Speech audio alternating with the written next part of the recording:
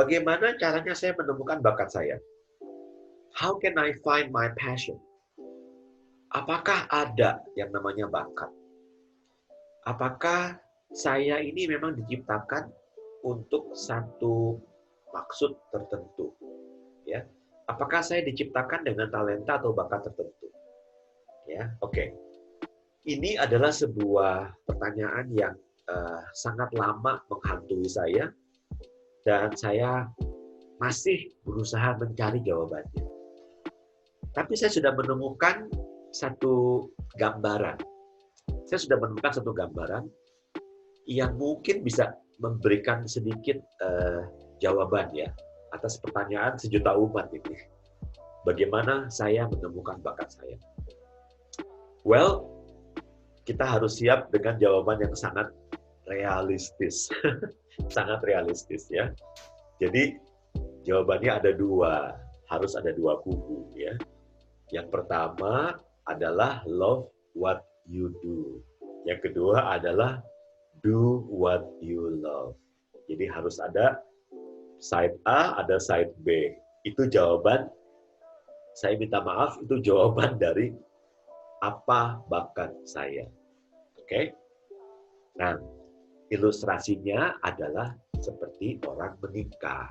Ya.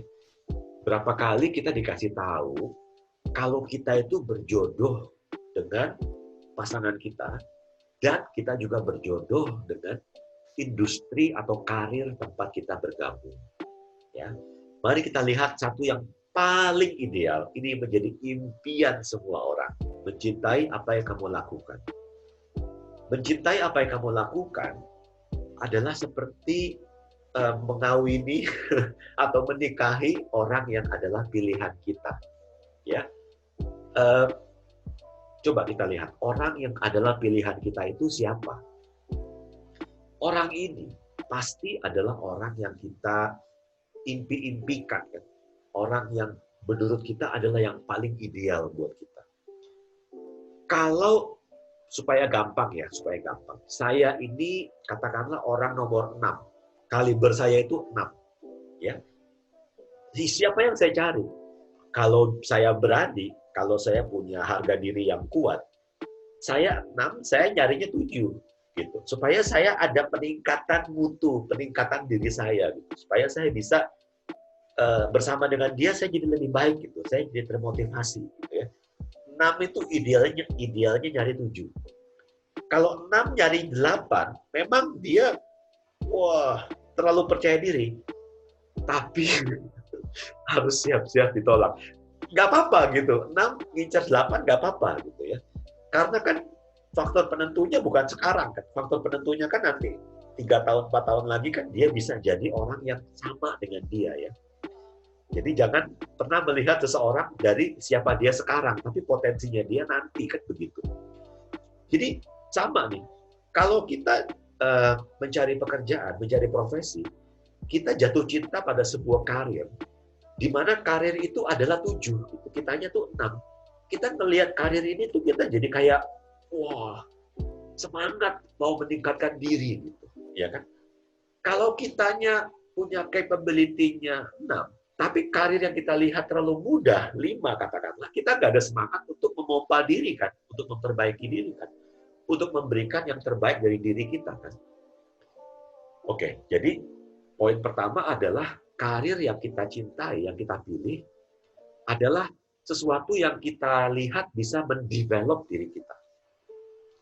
Nah, dari mana kita tahu bahwa kita itu memang lahir untuk bidang itu? Ya. Oke, ada satu ungkapan yang mengatakan bukan kita yang memilih buku, tapi buku itulah yang memilih kita. Ya, maksudnya apa? Bagaimana caranya menemukan bakatmu? Kalau kita ke toko buku, kita lihat buku yang mana. Kita datang ke lorong buku yang mana. Buku hukum, buku keuangan, buku politik, buku sejarah, ya kan? Buku-buku novel, majalah, ya kan? Pengembangan diri, bisnis, leadership, presentasi, keluarga. Banyak kan pilihan seperti itu kan. Jadi kita tuh yang mana? Karena motivasi yang paling unggul, yang paling nendang, itu bukan datang dari orang lain. Kita tidak pernah bisa ngarepin orang lain kasih motivasi terus-terusan. Nggak mungkin kan. Yang paling memotivasi kita adalah melakukan. Sekali lagi melakukan apa yang kita suka. Ya. Bayangin Madonna melakukan apa yang dia suka dan dibayar. Bayangin. Ya. Tiger Woods melakukan apa yang dia suka dan dibayar. Itu kan, waduh, benar-benar love what you do. Ya kan? Kalau orang melakukan apa yang dia suka, antara bekerja dan bermain, kagak ada bedanya. Ya. Saya sangat beruntung karena saya paling suka ngomong di depan orang. Dan saya mungkin kebayangin waktu masih kecil itu, kalau saya ngomong mungkin nocos terus, mungkin nggak bisa diem, teman-teman saya pada kabur. Saya baru sadar sekarang gitu. Kenapa mereka, kalau saya mulai mendekat pada kabur ya. Tapi itu dia poin yang berikutnya adalah bakat. Bakat itu kelihatan dari kecil. Bakat itu adalah sebuah potensi yang sangat menonjol, gitu ya. Bakat itu adalah sesuatu yang kita lakukan secara gampang, tapi buat orang lain susah. Dan ada pengakuan dari orang lain. Kalau lu kayaknya kok gampang banget main musik gitu. Saya coba main musik setengah mati, gak bakat berarti. Dia kok kalau bikin kue sekali coba langsung bisa yang bakat. Dia kok belajar bahasa cepet yang bakat. Tapi berbakat saja nggak cukup kalau kita tidak mau berupaya. Punya bakat sih punya, tapi mau nggak melatih bakat itu supaya bakatnya itu menjadi lebih apa? Supaya bakat itu lebih jadi gitu, lebih siap pakai. Ya, biasanya, oke. Ada sih yang bilang katanya kan buah apel jatuh tidak jauh dari pohonnya ya. Jadi bakatnya orang tua itu bisa jadi ada pada bakatnya anak, ada di DNA-nya. Jadi kalau bapaknya dokter, anaknya dokter. Bapaknya buka toko, anaknya juga buka toko. Jiwa dagangnya itu ada, oke lah, bisa lah. Tapi kan jangan lupa, pergaulan sekitar anak ini juga sangat mempengaruhi dia. Gitu ya. Nah, jadi bagaimana saya bisa menemukan bakat? Mungkin dari beberapa hal tadi, ya. Kalau kita bayangkan, kalau kita bandingkan, kita merasa kita kayak ditarik sama industri ini, ditarik sama karir ini. Kalau kita melakukannya kayak kita sedang bermain, waktu itu nggak berasa, kita enjoy, ya, kita nikmat, kita bisa larut di dalamnya, kita mau jadi yang terbaik, ya. Kayak saya misalnya kalau saya dengerin YouTube pengembangan diri, ya, leadership, itu saya nggak bosan-bosan. Saya merasa kayak seperti mendengarkan musik karena saya suka banget sama bidang ini, gitu ya. Nah, kalau kita sudah bisa seperti itu, syukurlah kita. Tapi kalau tidak bisa, nah ini dia nih. Kita harus masuk ke yang kedua nih. Contohnya nih di Bali. Di Bali kan industri perhotelan sangat berkembang dengan sangat pesat ya. Sebagian besar orang Bali itu boleh dibilang mungkin di hotel, restoran, atau kapal pesiar ya. Karena memang SDM dari Bali ini katanya sih sangat dicari ya, karena kode etik kerja orang-orangnya itu bagus ya. Mereka itu kerjanya nggak hitung-hitungan, mereka tuh setia, mereka tuh pekerja keras ya. Orang-orang Bali itu memang adalah orang-orang pekerja keras. Tapi untuk keseniannya juga bagus kan. Orang-orang Bali itu ukirannya dan tariannya, pokoknya semua yang berbau keseniannya juga bagus. Ya, jadi ada dua ini, work ethicnya bagus, keseniannya bagus. Oke. Apakah semua orang Bali lahir dengan jiwa seni? Bisa jadi. Tapi kalau mereka di hotel, tidak ada jiwa seni di situ, ya kan? Apalagi dia housekeeping, apalagi dia finance, ya, apalagi dia HRD. Gitu. Lah terus bagaimana gitu? Kalau dia impiannya adalah berkarir di bidang seni dan dia stuck di hotel, bagaimana? Gitu. Nah ini masuk ke yang kedua. Kita mencari pasangan, tapi dicariin sama orang, dimakjomblangin sama orang. Ya kan, sama orang tua ya, misalnya ya. Nah, cinta itu kan kata orang tua sih. Kan itu bisa muncul bukan dari cinta pada pandangan mata pertama kan. Tapi cinta itu muncul dari sehari-hari kan. Cinta itu muncul dari kalau misalnya suami melihat istri kerja keras ya, rajin ya, masaknya enak ya, katanya tuh cinta suami itu sangat dipengaruhi dari masakan istrinya ya, merawat anak dengan baik, sopan sama mertua ya enggak, dan lain sebagainya kan.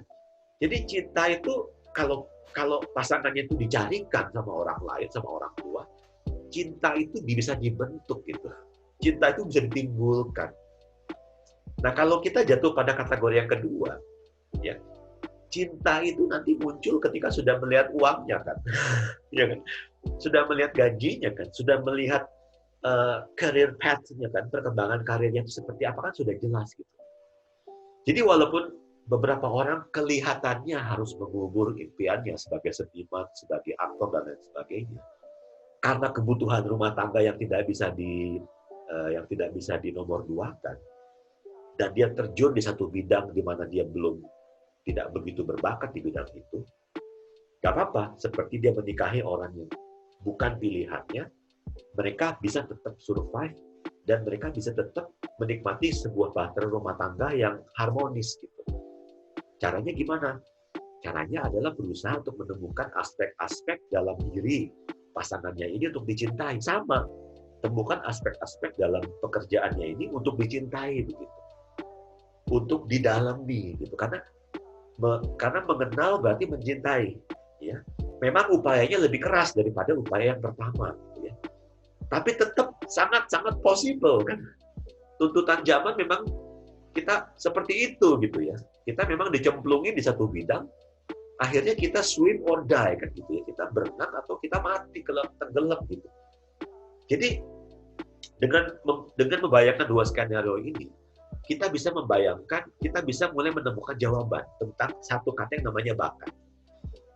Ya, kalau kita mau sangat idealis, wah saya mau hidup dari penghasilan saya sebagai seorang musisi misalnya. Ya nggak apa-apa sih, kejar impian itu gitu.